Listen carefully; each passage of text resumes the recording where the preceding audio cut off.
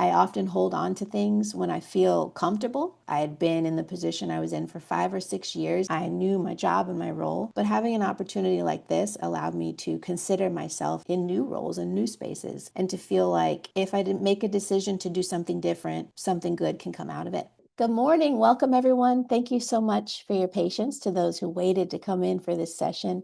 I'm Lauren Messina, and I'm really excited to share today a short presentation on building your dance residency workshop. And for me, I'll just be sharing about my experience, how I was able to create a few dance residencies in my local community and what that looked like for me. And my hope is that it can inspire others who are doing the same work and also just allow us to start the conversation in school dance. So if you have expertise in this area or really any experience, interest, or you're just starting, feel free to share about it.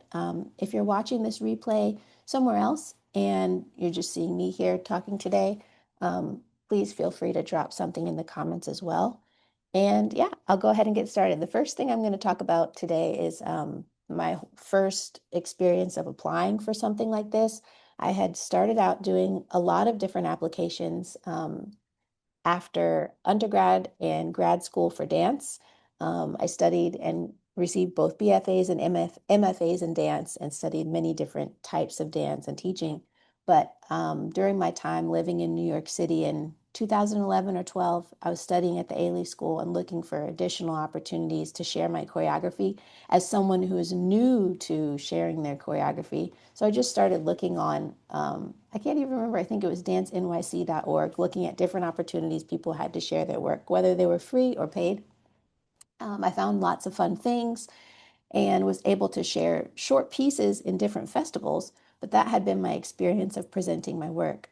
I moved to New Orleans and danced with the company for 5 years. And during that time, in the later years, I did have a chance to choreograph on the company and share work there, but I had not had the opportunity to produce a show of any kind, to direct that kind of thing, and to bring my ideas together in a larger perspective.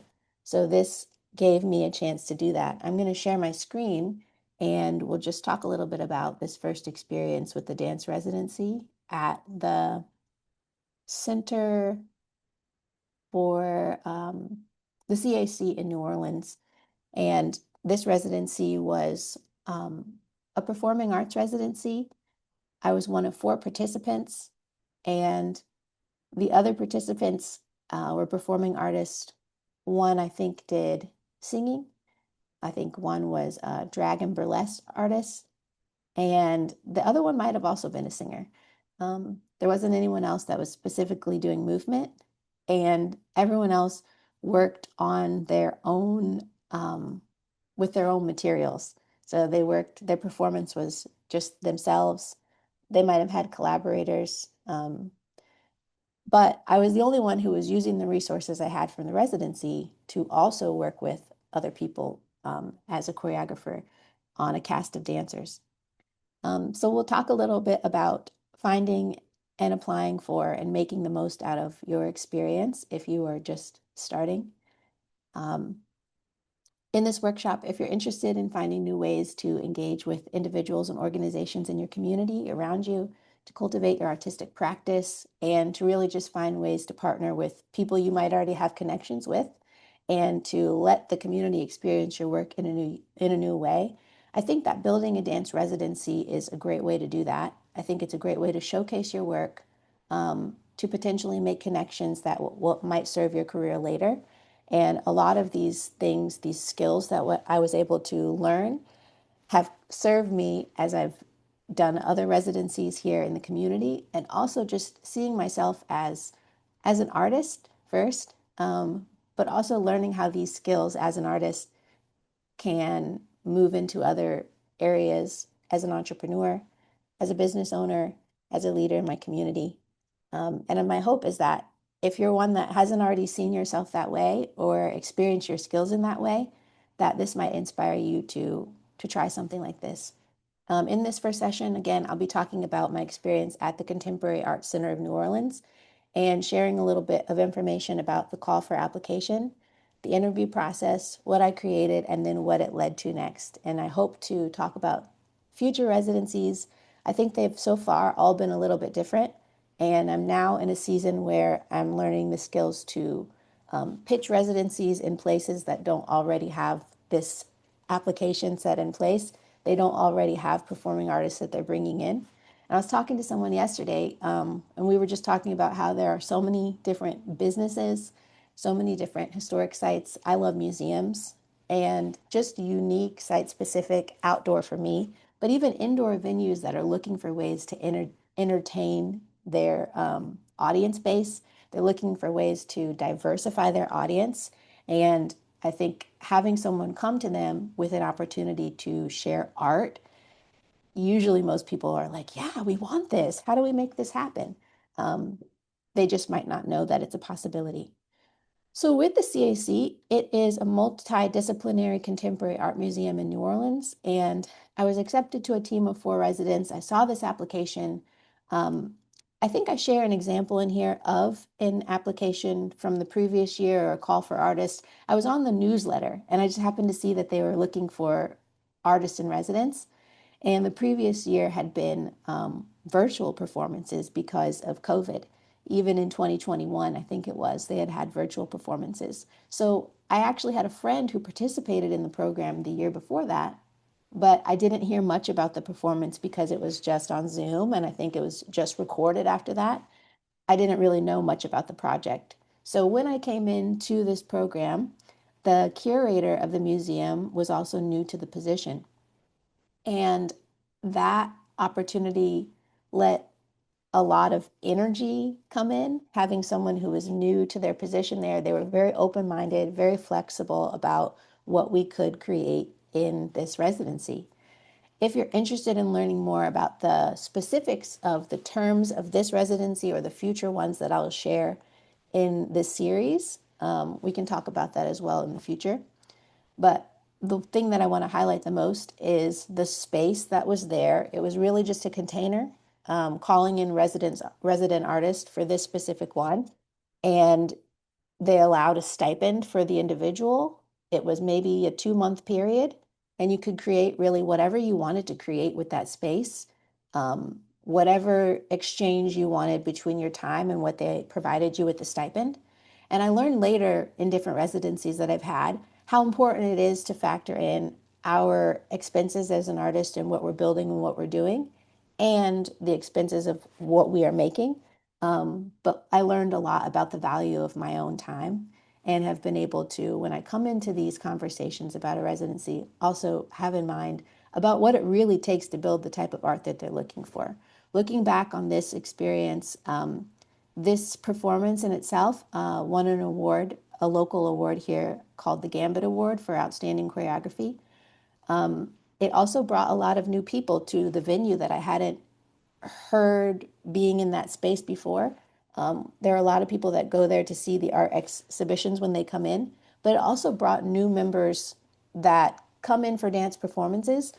But with this particular museum, they often bring in artists from outside of Louisiana, outside of New Orleans, even from abroad to do performances. And they have an audience that is coming there to see these guest artists.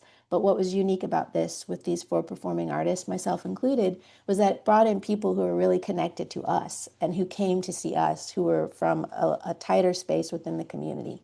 So looking back, I see that there's so much value in what we as artists can bring to a space.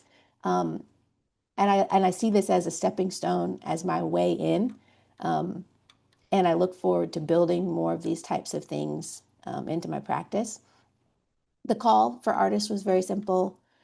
They really just wanted people to apply, said they have a stipend. It was for performing and visual artists, and they would allow studio time, the exhibition space. We had the ability to work with the technical director that was there at the time, um, press coverage, photography, and my husband is a cinematographer. So when we work together now, oftentimes he's the one recording in future residencies, but I think they did do some sort of like video footage or something like that. Um, this type of open call was what I was looking for, and it offered these things that I mentioned, the technical support, the curatorial support, and The key word for me was that it was interdisciplinary. The curator of the museum was new, and that was her role. She was an interdisciplinary visual artist. And she said when she came in the interview that she was open and very open. She wanted to take the Contemporary Art Center and bring something new to it. And I think that her vision um, really allowed her, through the process of the interviews, um, to choose people that might have been different from the program in the past. I think they'd done this now only maybe 2 years before I applied, so it was still new. Um, but again, those years would have been through COVID, which kind of made everything look a little bit different. Um, for my process, I submitted the proposal. The proposal was very short. It was, at least I think it was short. It was a written proposal. I shared a little bit about myself and what I'd already done, a little bit about my choreographic work, and just like a very flexible proposed project idea. A lot of the idea for this work came in the process. I worked with dancers in the community that were my friends and colleagues at the company that I worked with. And I think one of them was also an independent freelance dancer, and there were four.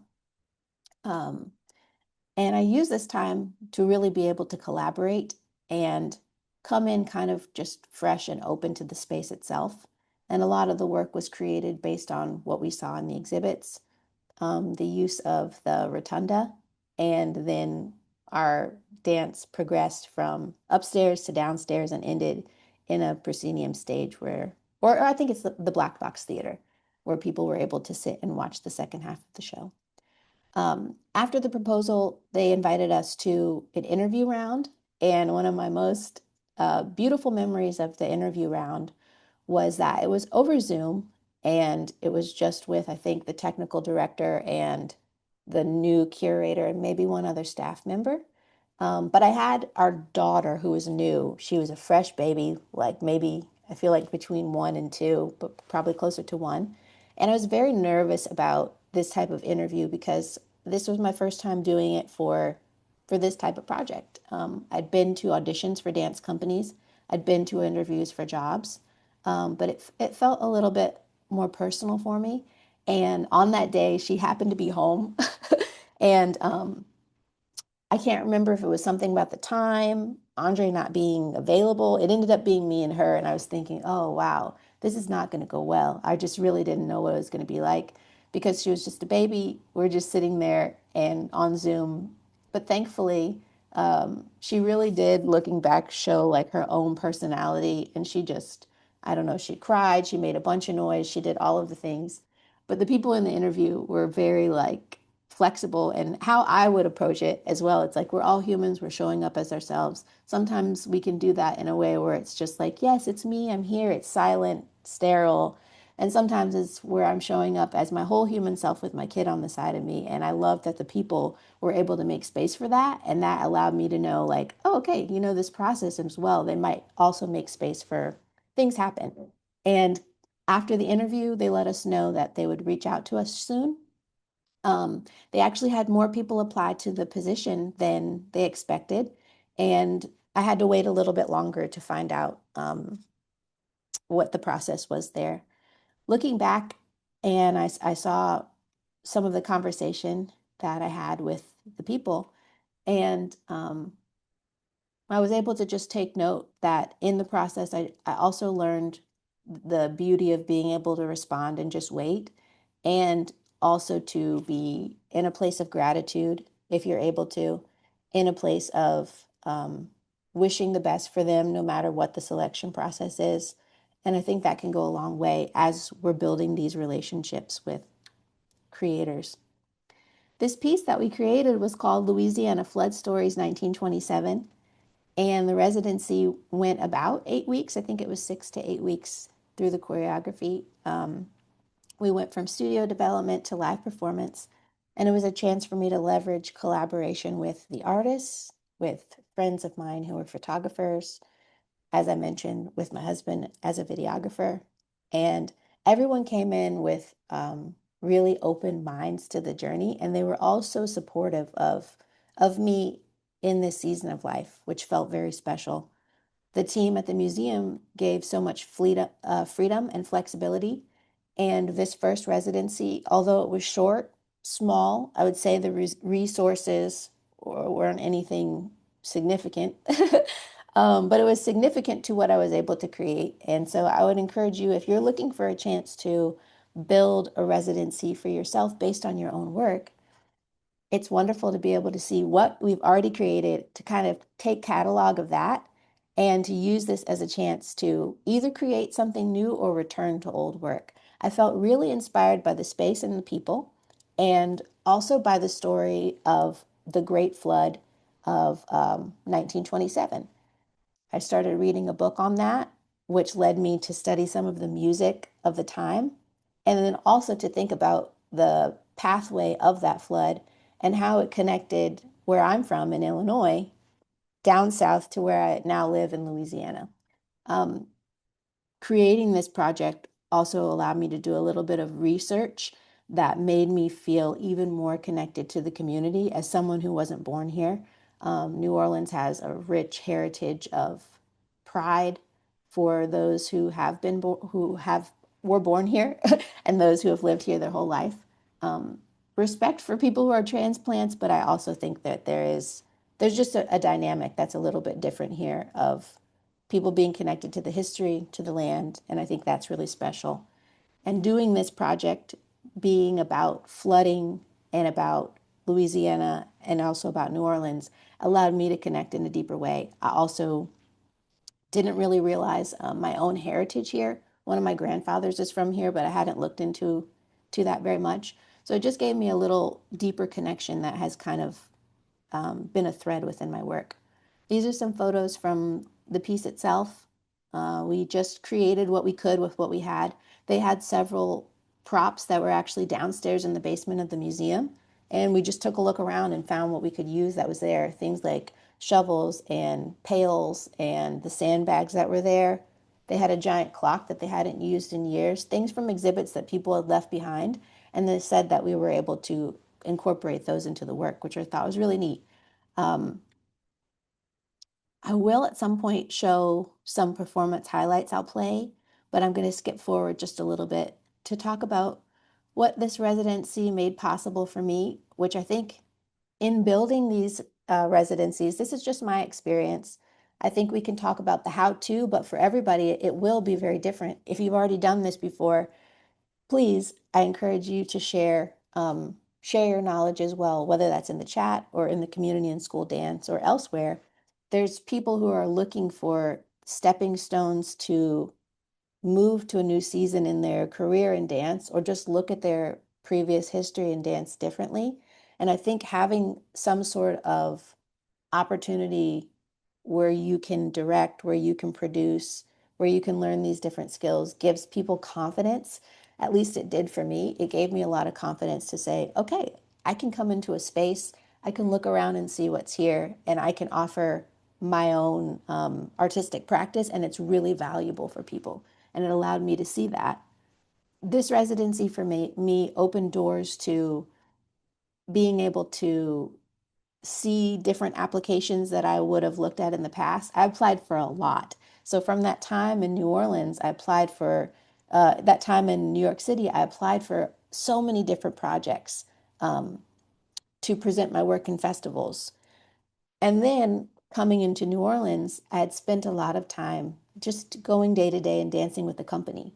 So me as a dancer performing in the company, which I think had put me into a mindset of um, an employee and of learning these new works, not necessarily creating as much myself. Doing this project just reminded me of my ability to not just be the dancer and the performer, but also to share my choreography and to look at the applications that I see on social media or newsletters from these organizations and also sift through them before applying for them. It allowed me to see when I can find my fit and when I know my strengths, my skills, what I really like.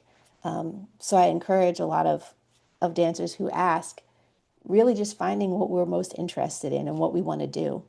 the deeper we can go into ourselves and understand ourselves, it allowed me to filter out these applications that I didn't need to apply for in the beginning, and to also see the ones that really spoke to me, like, oh, wow, I could do something with that.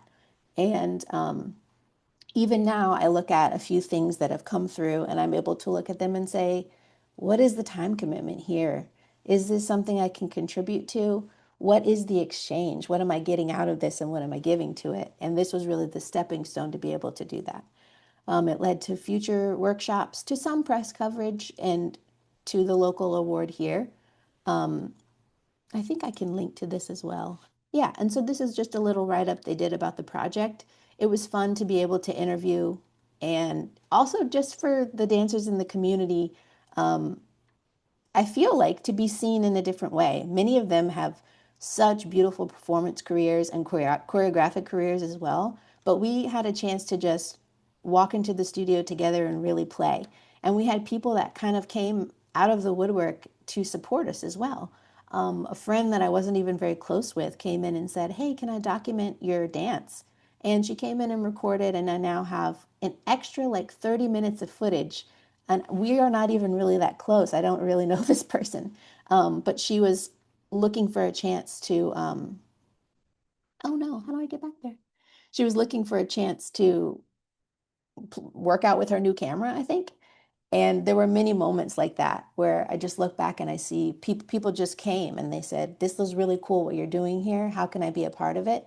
And that opportunity to collaborate has been a really strong thread since then. I mentioned this project came at a really pivotal moment for me as a mom. That was also the year that I made the decision a few months later to leave the company I had been with. And it really gave me even more, it just gave me the push probably to do that. And I might not have. I often hold on to things when I feel comfortable. And I had been in the position I was in for 5 or 6 years, and I felt really comfortable there. I knew my job and my role, but having an opportunity like this allowed me to consider myself in new roles and new spaces, and to feel like if I didn't make a decision to do something different, something good can come out of it. So I was able to leverage this resource, which was these artistic collaborations, community connections, and then also fundraising. This was really fun, and it was an idea. And looking back, I think I mentioned this to some of y'all in fundraising. We have some folks in the community who have deep experience. I was talking to two people, deep experience in nonprofit development, fundraising, and I think there's a big conversation to be had about that. But me looking back, I'm like, you know, it's beautiful because I think it's a skill I learned. I started this fundraiser for the project when the stipend wasn't enough for what I wanted to create. And the fundraiser was wonderful. I just asked if anyone wanted to support in the community. Friends started sharing. People who had been donors at the company that I worked for also contributed. And but looking back now, I'm like, that's all well and good. The lesson I learned is I never even asked before starting my own fundraiser, hey, can the stipend be expanded? Do you all have the budget to blah, blah, blah, blah, blah? That would have been the first pathway. Looking back now, I'm like, you didn't even ask the people at the establishment themselves. And now, as I've moved through additional residencies, I realize many of these organizations do have the capacity to expand the budget if you just ask. And so in the next residency, I was able to do that. But yeah, these are just like my scrappy first efforts, and even having the skill of being able to set up a fundraiser and ask people, hey, I'm building something, would you like to support it? And they were supporting it with no real, they just wanted to give. They weren't getting anything in return, no tickets, but we were able to double the stipend that we had and pay for the dancers to the degree that I wanted my friends to be paid, pay for parking as well. And then I think we were able to give like a little bit to the photographer as well. These photos were captured from the photographer on site at the museum. Yeah, that's about it. So in this next session that we will have at some point, I'll talk about the next two residencies. I think kind of go hand in hand. They're very similar. at the New Orleans Museum of Art, and then the one that I'm currently finishing up at the Longview House. Um, I would love to do 3 parts. 3 feels really good. I'll sum up the NOMA one and the Longview House in one session. And I think the one session after that will include conversations about anything that people share in these sessions, any conversations we have after this in school dance, and then also where I'm currently at, pitching these residencies to different places and organizations, and then also receiving some messages from people in the community at a local theater. I received a message. I didn't know they had a residency. And so now having these little snippets and highlights on social media has allowed me not just to be able to look out and find all this stuff, but also to have people come inbound and say, hey, I see that you do this. We have this. Would you like to do it here? And that's been really special as well. I'm going to play this highlight video if I can. Let's see.